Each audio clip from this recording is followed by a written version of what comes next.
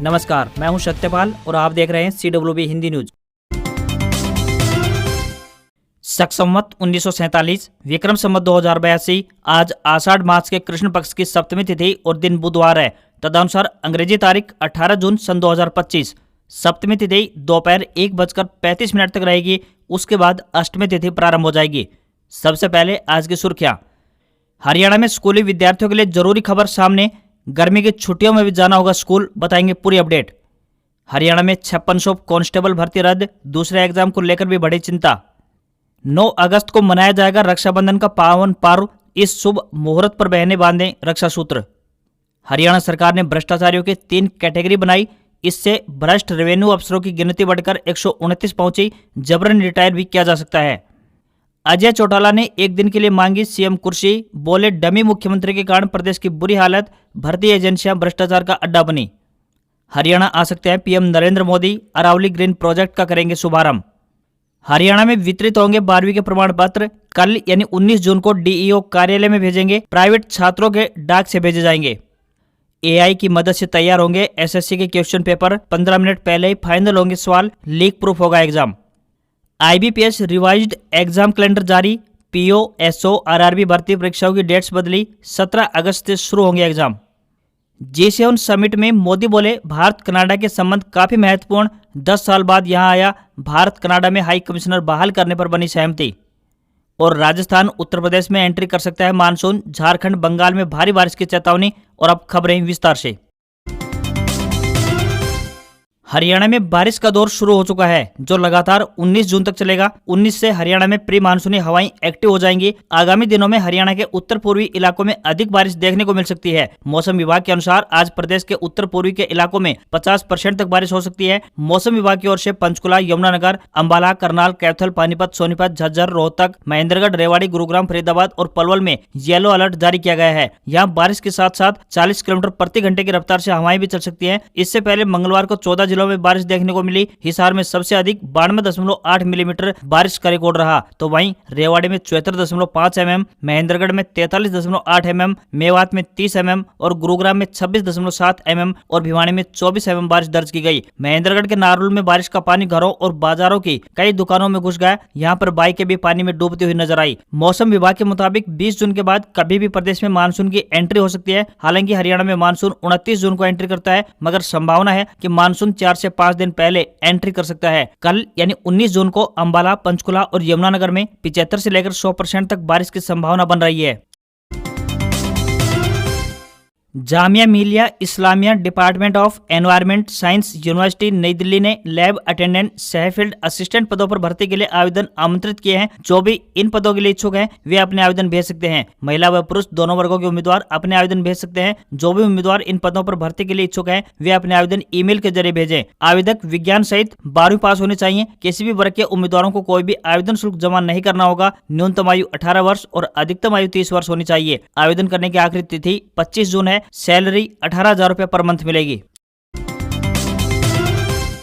हरियाणा कर्मचारी चयन आयोग यानी HSSC की ओर से 5,600 पुरुष एवं महिला कांस्टेबल की भर्ती प्रक्रिया रद्द होने से हरियाणा के युवा सहमे हुए हैं। इसकी वजह से दूसरी कई भर्तियों के पूरे होने का इंतजार कर रहे हजारों युवाओं को अन्य दूसरी भर्ती प्रक्रिया को लेकर भी चिंता बनी हुई है। फिलहाल स्टेनो ग्रुप C व ग्रुप D वाले अभ्यर्थी चिंतित हैं। इसी प्रकार से JBT मेवात कैडर को लेकर भी तकनीकी बाधाएं अभी दूर नहीं हो पाई हैं। JBT मेवात कैडर के लिए अगस्त 2024 में आयोग ने विज्ञापन निकाला था। लगभग 1456 पदों के लिए 28 सितंबर 2024 को परीक्षा हुई। उस दौरान विधानसभा चुनाव की आचार संहिता लगने वाली थी, इसलिए आंसर की भी परीक्षा के बाद डाल दी गई। मई में डॉक्यूमेंट वेरिफिकेशन की प्रक्रिया होनी थी, मगर मामला कोर्ट में पहुंच गया। इस वजह से भी अभी प्रक्रिया पूरी नहीं हो पाई है।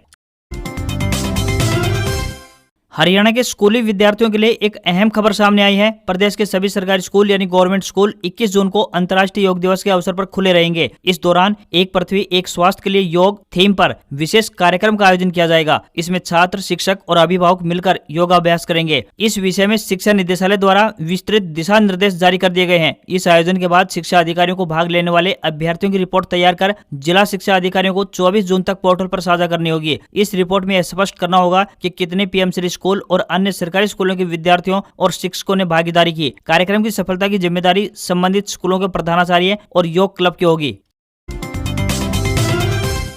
हिंदू धर्म में भाई बहन के विश्वास और प्रेम के प्रतीक त्योहार रक्षाबंधन को विशेष महत्व प्राप्त है। यह त्योहार हर साल श्रावण महीने के शुक्ल पक्ष की पूर्णिमा तिथि को मनाया जाता है। इस दिन बहनें अपने भाई की कलाई पर लंबी उम्र और अच्छे भविष्य की कामना के लिए रक्षा सूत्र बांधती हैं। हिंदू पंचांग के अनुसार इस साल रक्षाबंधन का त्योहार काफी शुभ संयोगों के साथ आ रहा है। यह दिन काफी अच्छा रहेगा। 9 अगस्त 2025 के दिन राखी बांधने के लिए कुल 7 घंटे 49 मिनट का समय मिलने वाला है। इस दिन राखी बांधने का शुभ मुहूर्त सुबह 5:35 से शुरू होकर दोपहर बाद 1:24 तक रहने वाला है। इस त्योहार पर बहनें अपने भाई की कलाई पर रक्षा सूत्र बांधती हैं। इसके बदले में भाई भी अपनी बहन की रक्षा करने का वचन देता है और कुछ उपहार देता है। मरीजों की सुविधा को ध्यान में रखते हुए हरियाणा सरकार एक नया प्रावधान शुरू करने जा रही है, जिसके तहत सरकारी अस्पतालों, प्राथमिक स्वास्थ्य केंद्रों और सामुदायिक स्वास्थ्य केंद्रों में ओपीडी स्लिप बनवाने के लिए मरीजों को लाइन में नहीं लगना पड़ेगा। यह कार्य अब ऑनलाइन रजिस्ट्रेशन के माध्यम से भी किया जा सकेगा। CHC मुलाना में आभा की सहायता से ऑनलाइन रजिस्ट्रेशन का पायलट प्रोजेक्ट सफल रहा है। इसे अब जिले के 2 अन्य स्वास्थ्य केंद्रों में भी जल्द लागू कर दिया जाएगा। मिशन के संयुक्त निदेशक कैलाश सोनी ने बताया कि यह मिशन प्रधानमंत्री जन आरोग्य योजना से अलग है। वर्तमान में प्रदेश में 1,63,00,000 से अधिक आभा कार्ड बनाए जा चुके हैं। CHC मुलाना को आधार कार्ड धारकों के लिए प्रदेश का पहला आधुनिक डिजिटल स्वास्थ्य सुविधा केंद्र घोषित किया गया है। एक देश एक चुनाव को लेकर हरियाणा सरकार ने अपनी सहमति प्रदान कर दी है, जिसका इंडियन नेशनल लोकदल यानी INLD ने भी समर्थन किया है। न्यू चंडीगढ़ में वन नेशन वन इलेक्शन करवाने के लिए गठित संयुक्त संसदीय समिति की बैठक में सरकार द्वारा इस मुद्दे को सहमति प्रदान की गई। इस दौरान मुख्यमंत्री नायब सिंह सैनी ने कहा कि एक देश एक चुनाव प्रधानमंत्री श्री नरेंद्र मोदी की एक भारत श्रेष्ठ भारत की दूरदर्शी सोच का उदाहरण है। हरियाणा सरकार इसका सैद्धांतिक तौर पर समर्थन करती है और चाहती है कि इसके प्रभावी क्रियान्वयन से देश को व्यापक फायदा मिले।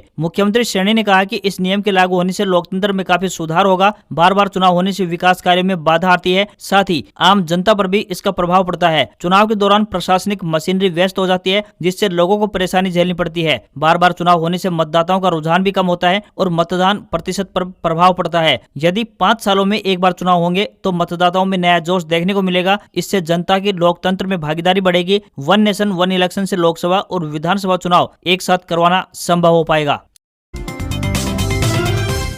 हरियाणा सरकार ने रेवेन्यू विभाग के भ्रष्टाचारी कर्मचारियों को 3 कैटेगरी में बांट दिया है, जिसके बाद भ्रष्टाचारी अफसरों की संख्या भी 108 से बढ़कर 129 हो गई है। ये सभी अधिकारी नायब तहसीलदार, तहसीलदार और जिला रेवेन्यू अफसर यानी DRO पद पर हैं। सरकार की नजर सिर्फ रिश्वतखोरी नहीं बल्कि इनकम से अधिक प्रॉपर्टी बनाने को लेकर भी है। सरकार ने इनके खिलाफ सबूत इकट्ठा कर लिए हैं, जिसके बाद दस्तावेजी जाँच के बाद चार्जशीट तैयार कर ली है, जिन्हें अब तीनों कैटेगरी में बांटकर उसी हिसाब से कार्रवाई होगी। इसकी फाइल CM नायब सिंह सैनी के पास पहुंच गई है। हालांकि पटवारियों और दलालों की लिस्ट लीक होने के बाद सरकार ने इन भ्रष्ट अधिकारियों की लिस्ट को पूरी तरह से सीक्रेट रखा है। हालांकि उनकी तैनाती के जिलों के अधिकारियों को नाम भेजकर पहले ही रिपोर्ट तलब कर ली थी। भ्रष्टाचार पर सरकार की 3 कैटेगरी की बात करें तो सबसे भ्रष्ट, कम भ्रष्ट और वित्तीय गड़बड़ी वाले 3 कैटेगरी बनाई गई है। सरकारी सूत्रों के मुताबिक अफसरों की तरफ से पूरी तैयारी कर ली गई है। रेवेन्यू विभाग ने इसकी लिस्ट वाली फाइल सबूतों के साथ CM नायब सिंह सैनी को भेज दिया है, जिसमें इनके खिलाफ अनुशासनिक कार्रवाई और चार्जशीट करने की सिफारिश की गई है। एक रेवेन्यू अफसर ने बताया कि CM सैनी ने फाइल को मंजूरी देने की बात कही है। ऐसे में संभावना है कि इसी महीने इनके खिलाफ कार्रवाई हो जाएगी।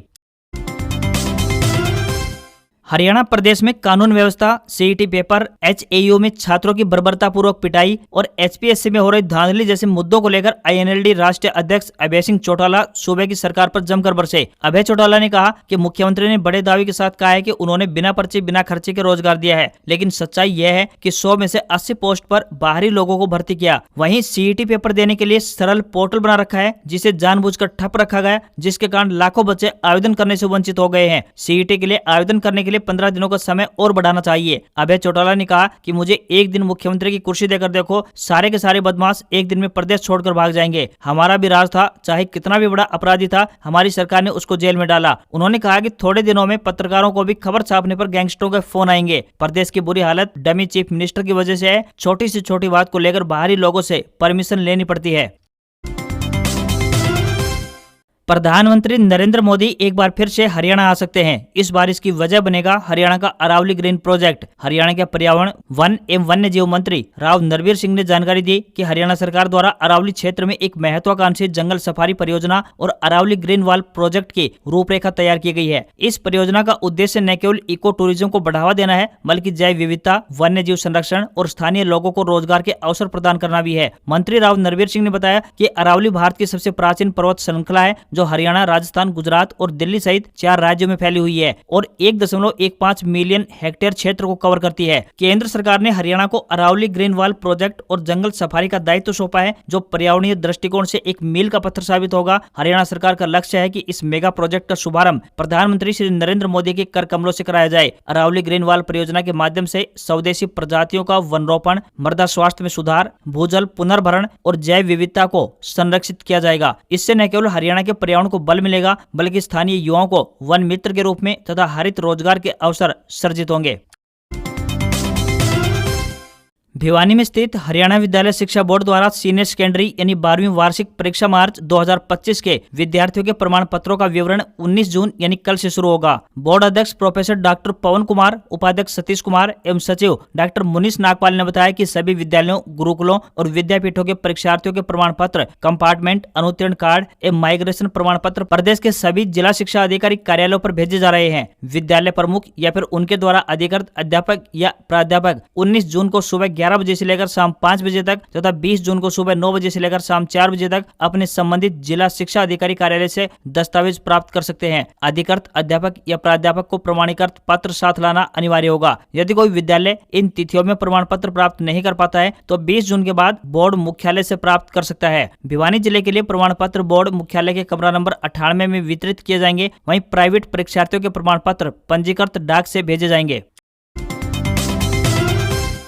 सरकारी भर्ती परीक्षाओं को और सिक्योर बनाने के लिए स्टाफ सिलेक्शन कमीशन यानी एसएससी ने AI powered content authoring tool का इस्तेमाल शुरू कर दिया है। परीक्षाओं के क्वेश्चन पेपर तैयार करने के लिए एसएससी के प्री अप्रूव्ड क्वेश्चन बैंक से एआई की मदद से सवाल सिलेक्ट किए जाएंगे। इससे सुनिश्चित होगा कि फाइनल पेपर का स्ट्रक्चर ठीक हो और इससे कोई डुप्लीकेशन या रिपीटेशन न हो। एआई की मदद से क्वेश्चन पेपर रियल टाइम में तैयार होगा, यानी परीक्षा से 15 मिनट पहले ही सवाल फाइनल होंगे। इससे पहले तक किसी भी यूजर या फिर ऑफिशियल को ये जानकारी नहीं होगी कि क्वेश्चन पेपर में कौन सा सवाल शामिल होगा। इससे न केवल सिर्फ आयोग का समय बचेगा, बल्कि एग्जाम की क्वालिटी और इंटीग्रिटी भी बेहतर होगी। फाइनल क्वेश्चन पेपर एक्सेस करने के लिए डिजिटल वेरिफिकेशन से गुजरना होगा, जिसमें एडवांस्ड इनक्रिप्शन और डिजिटल सिग्नेचर शामिल होंगे। पेपर केवल सही डिजिटल सिग्नेचर से ही डिक्रिप्ट होंगे। इस मल्टी लेयर सिक्योरिटी की मदद से क्वेश्चन पेपर को लीक प्रूफ बनाया जाएगा। अगर सिक्योरिटी में सेंध लगाने की कोशिश भी की गई तो इसे आसानी से पकड़ा जा सकेगा। एडवांस्ड सिक्योरिटी के साथ पहली परीक्षा 15 जून को आयोजित की जा चुकी है।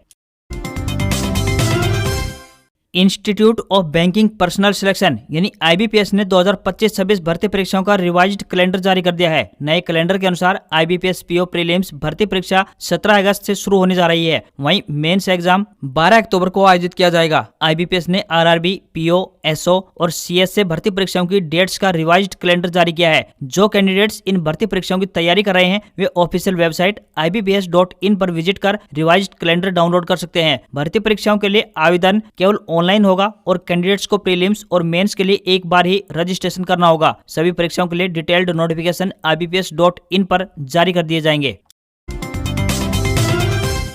गुजरात बॉर्डर पर रुका हुआ 20 दिन से मानसून अब रफ्तार पकड़ चुका है। इसने 2 दिन में ही पूरे राज्य को कवर कर लिया और अब यह राजस्थान की सीमा पर पहुंच गया है। मौसम विभाग का कहना है कि मानसून आज राजस्थान और उत्तर प्रदेश में एंट्री कर सकता है। इसके पहले ही राजस्थान के 12 और यूपी के 13 जिलों में भारी बारिश हुई है। आज असम, मेघालय, उड़ीसा, झारखंड, बंगाल में बारिश, आंधी तूफान और तेज हवाएं चलने का रेड अलर्ट जारी किया गया है। 13 राज्यों में बारिश का ऑरेंज अलर्ट है। इधर मध्य प्रदेश में एंट्री करने के दूसरे ही दिन मानसून 19 जिलों में पहुंच गया। 25 दिनों से बस्तर में अटका मानसून आज पूरे छत्तीसगढ़ को कवर कर लेगा। तो वहीं दिल्ली में मानसून से पहले की बारिश ने लोगों को गर्मी से राहत मिली है, लेकिन कई इलाकों में पानी भी भर गया। वहीं 20 जून यानी परसों हिमाचल प्रदेश, उत्तराखंड, हरियाणा, चंडीगढ़, दिल्ली, गुजरात, पूर्वी राजस्थान, मध्य महाराष्ट्र, कोंकण, गोवा, बिहार, उड़ीसा में भारी बारिश की चेतावनी दी गई है। हफ्ते के दूसरे कारोबारी दिन सेंसेक्स करीब 213 अंक गिरकर 81,583 के स्तर पर बंद हुआ। निफ्टी में भी 93 अंक की गिरावट रही और ये 24,853 के स्तर पर बंद हुआ। सेंसेक्स के 30 शेयरों में से 8 में तेजी और 22 में गिरावट देखने को मिली, तो वहीं निफ्टी के 50 शेयरों में से 38 में गिरावट, 11 में तेजी रही, जबकि एक में कोई बदलाव नहीं हुआ। चांदी अपने ऑल टाइम हाई पर पहुंच गई है। इसकी कीमत 2400 रुपए बढ़कर 1,09,100 रुपए प्रति किलोग्राम पहुंच गई है। वहीं सोने के दाम में गिरावट देखने को मिली। सोना 226 रुपए गिरकर 99,147 रुपए प्रति 10 ग्राम के स्तर पर पहुंच गया। वहीं दिल्ली में 24 कैरेट सोने की कीमत 1,520 और 22 कैरेट सोने की कीमत 92,150 रुपए पहुंच गई है। आज खबरों बस इतना ही। देखते रहिए आपका अपना हरियाणा का सबसे बेहतरीन news channel CWB Hindi news. नमस्कार। इसी आशा के साथ आपका दिन शुभ रहे।